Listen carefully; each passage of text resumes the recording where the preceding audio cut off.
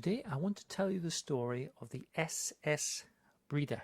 She had 5 cargo holds and she could also carry 87 passengers. After the invasion of the Netherlands in May 1940, the Breda and her crew fled to Britain and she was placed under the control of the P&O line.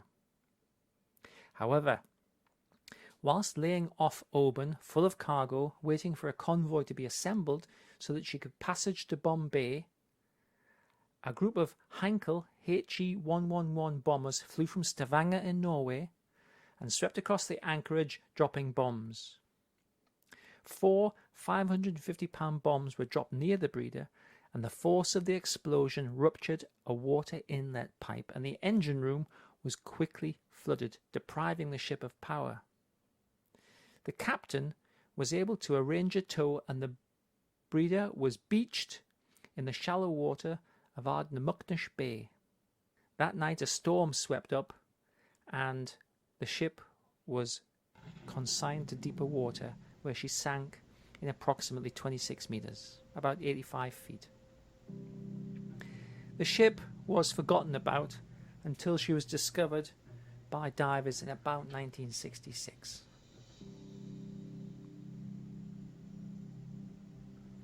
I dived the ship in 1979. At the time, the Breda was still quite full of cargo. At the time of her sinking, the Breda was carrying a very mixed cargo, as was common at the time. Approximately 3,000 tons of cement, now set completely solid, 175 tons of tobacco and cigarettes, 3 Hawker and 30 de Havilland Tiger Moth biplanes, aircraft engines, propellers, windscreens, instruments, and various other bits and pieces have been recovered. Sandals with leather uppers and rubber soles, medical supplies, including kaolin in what might best be described as square-shaped bottles, batteries, wide strips of leather, tyres, telephone poles, lengths of insulation, black boot polish, and lots of other things. Number 3 hold also contained dental supplies, including what appears to be drinks coasters, but which are actually material for making dental impressions, and the pink material for making gums of false teeth.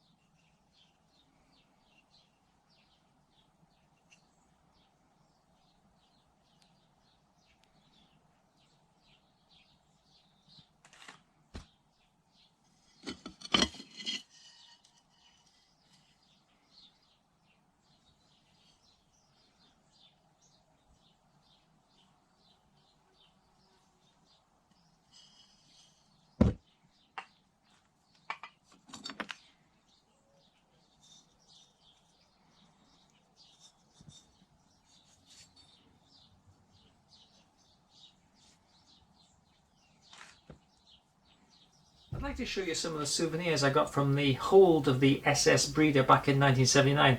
Now, when we first picked these up, and I can't remember which hold it was in, there were stacks of them, so they were just stacked. And we thought they were coasters, and I know that someone who was also on my dive used them as coasters. But can you see this mark here? And it's a little bit of a giveaway, I think, but we looked it up. There's a lot more history now than there was back in 1979. This is actually a blank for making the gum part of dentures. And so there were thousands of these. So and as the ship was bound for Bombay, I guess a lot of people ended up not having dentures that would have had dentures anyway. So there it is. It's it's the gum material for dentures. I picked up a few, but you know, once you've got one or two, that's probably quite sufficient. The second thing I'd like to show you, bottles are sort of things, they're nice things to collect in a sense. This was full of some disgusting kind of gunk, and it carried kaolin, which is a stomach medicine, and it might have even been a morphine-based stomach medicine. So we emptied it out, and then we just left with the bottle. It's a nice bottle. And finally, the pièce de la résistance. Here we have the best souvenir I ever got from a shipwreck, and it's a little Bakelite box. But when you open it up, it's actually a Gillette razor set. So there were a number of these on the ship. These were being carried as actual cargo. And when I first got the box, this part here had a rusted sort of set of razor blades, but it fits together like this. You just put that there. The razor blade goes between these two, so that in the old-fashioned way, the razor blade would be sandwiched in there, and then this screws in. And there you have yourself a safety razor. So I think that's really rather a nice souvenir. So it's Gillette, and it was bound for Bombay.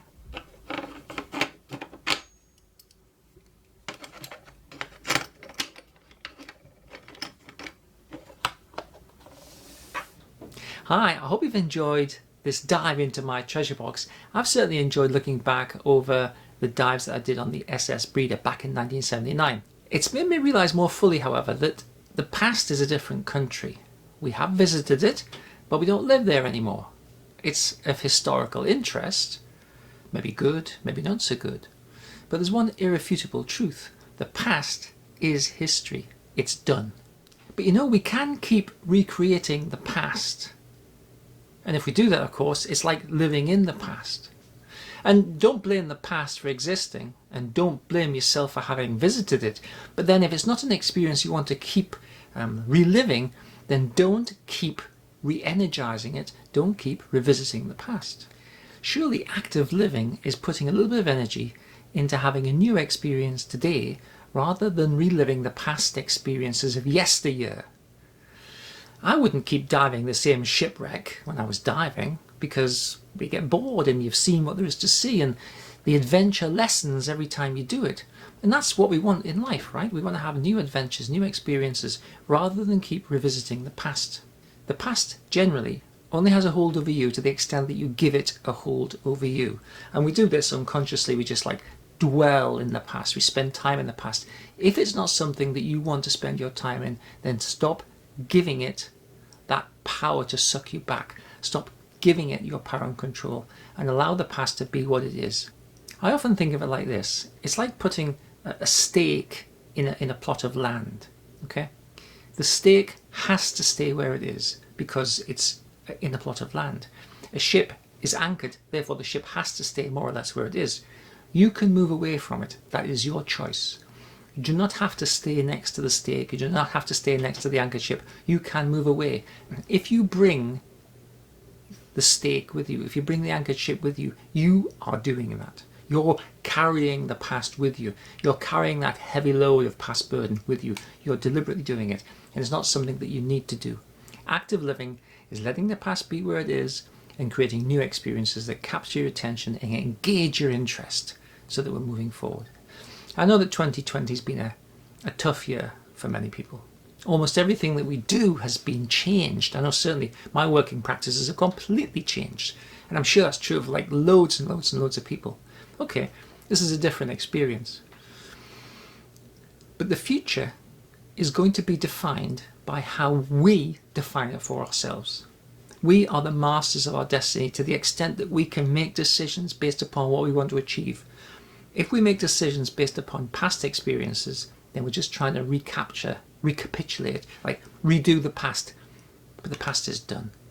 If you want to have a different future, make different decisions, focus your attention on different things, and have a different journey. So I hope 2021 starts off with a bit of a sense of adventure, a bit of a sense of having new experiences, and a definite idea of letting the past, because 2020 has been a very strange year, letting the past be where it is, moving forward.